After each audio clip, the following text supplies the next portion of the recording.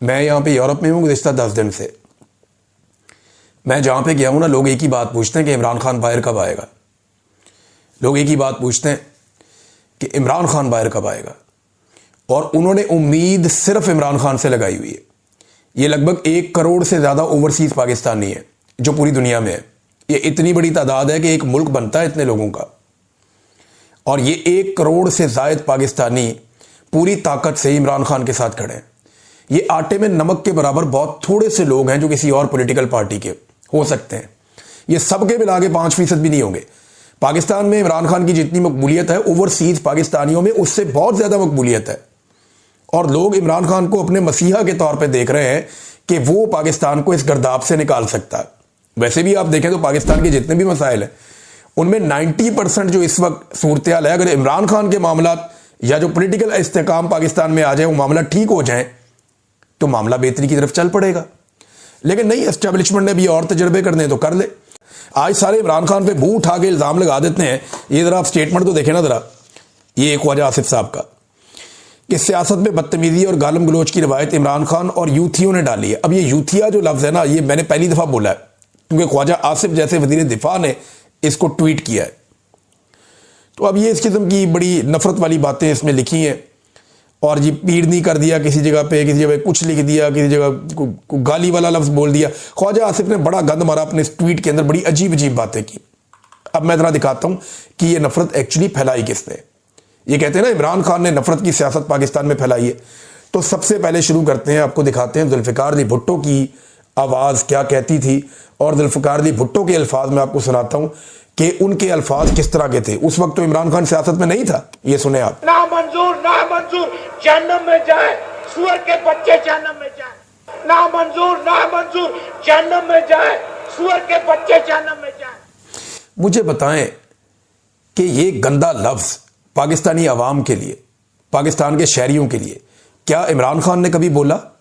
क्या इमरान खान भूल कर भी इस तरह का कोई लफ्ज इस्तेमाल कर सकता है पाकिस्तानी शहरियों के लिए, या एक तबके के लिए, या लोगों के लिए? कितनी गलत जुबान जुल्फ़िकार अली भुट्टो ने इस्तेमाल की।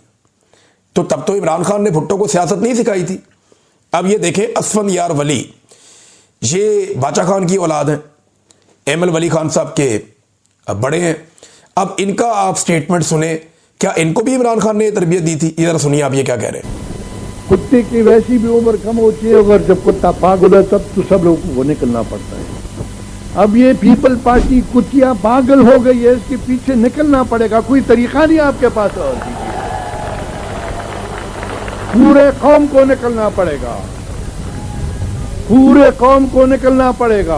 आसमान से जिस तरह साहब ने कहा, फरिश्ते नहीं उतरेंगे, और ना हम इतने बेहम्मत हैं कि हम बैठे रहेंगे खुआ के और हमारे अपने हकूक दिलवा दे। नहीं, हम अपने हकूक के लिए लड़ने के लिए तैयार हैं। हमने अंग्रेज को बगैर के छोकरी क्या बला है जो हमारा रास्ता रोके, क्या करेगी ये हमारी। ये बेनज़ीर भुट्टो के बारे में है, और ये बात कौन कर रहा है? असफंदयार वली।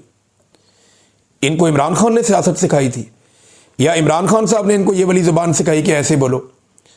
अब ये जो बहुत सक्के से वितरे बनते हैं, जरा नवाज शरीफ साहब, इनकी भी आप सुन लें। मौसम के जंग साहब रहमतुल्लाह अलैह। और फिर मैं आपको ये भी बताना चाहता हूँ कि पिंडी के अंदर जिस जगह पे भुट्टो को फांसी दी गई थी, और फांसी दी थी तारा मसीह ने, उस बाग में उसके लिए एक जगह मार्क की गई है। उस बाग पे करोड़ों रुपया खर्च किया जा रहा है, उसमें वो भुट्टो की फांसी से उसको मंसूब किया गया है, और उसको गालिबन भुट्टो पार्क रखा जाएगा। हम उसको मकाम इबरत का नाम देंगे। तो ये मकाम इबरत है, इससे सबक सीखो। मकाम इबरत। और ये मुकाबला करेंगे जो कहते हैं रात को थोड़ी सी मैं कभी कभी पी लेता हूं, उसकी औलाद हमारा मुकाबला करेगी। तो भी मालूम है कि 2 महीनों के बाद, 3 महीनों के बाद पता नहीं उनको तनख्वाह मिलेगी या नहीं मिलेगी। ये आलम हो चुका है, क्योंकि सारा पैसा तो खा गया जरदारी, और जो आपका इस कौम का पैसा था, उस कौम के खून पसीने की कमाई थी, उसने सरे में माल खरीद लिया। ये कौम अपने जेवर बेच चुकी है, अपनी बचतें खत्म कर चुकी है, इन्होंने अपने घर गिरवी रख दिए, लेकिन आज रोटी को तरस रहे हैं। और वहां आसिफ जरदारी के घोड़े जो है एक लाख 40-40 लाख रुपए का घोड़ा आज वहां पे कब्र में घूम रहा है। ये लुटेरा इंसान, ये लुटेरा पाकिस्तान की दौलत को लूट कर इसे सड़े में माल खरीद दिया है। मेरा नाम भी नवाज शरीफ नहीं, उसने उसको नीलाम करके उसकी तमाम दौलत। लो जी, ये शहबाज शरीफ ने भी कहा था कि जरदारी का पेट फाड़ के पैसे निकाल के अवाम के कदमों में निछावर कर देगा। जरदारी को लाड़काना और लाहौर की सड़कों पे भी शहबाज शरीफ ने घसीटना था। ये इनकी जुबानें इमरान खान साहब की सियासत से पहले की हैं, उसके बाद की नहीं है। ख्वाजा आसिफ साहब जो ये ट्वीट कर रहे हैं, जरा उनकी जुबान मुलाहिदा फरमा लीजिए कि औरतों को वो गार्बेज यानी गंद कह रहे हैं, औरतों को असेंबली के अंदर खड़े होकर। सुने जरा। अखलाक बाख्ता औरतों को जो है चेस्टडी के ऊपर जो है लेक्चर देने की जरूरत नहीं होती। पहले अपना दामन देखें, उसके बाद पाक दामनी के ऊपर हमें लेक्चर दें। बाकियात रह गई हैं उस शख्स की जिसने चीफ ऑफ स्टाफ को अपना बाप कहा था। ये बाकियात है, खंडरात है उनके। जनाब स्पीकर, ये खंडरात है उनके, ये उनका कूड़ा करकट बाकी रह गया हुआ है।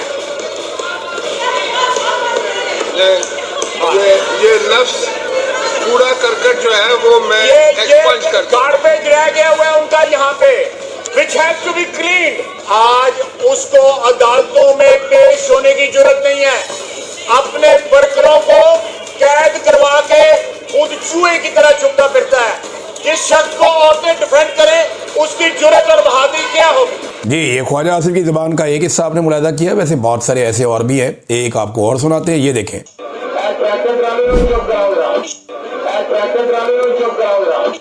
अंदाजा करें एक रुकन असेंबली को ये किस अल्फाज में मुखातिब कर रहे हैं। क्या ये भी इनको इमरान खान ने सिखाया था?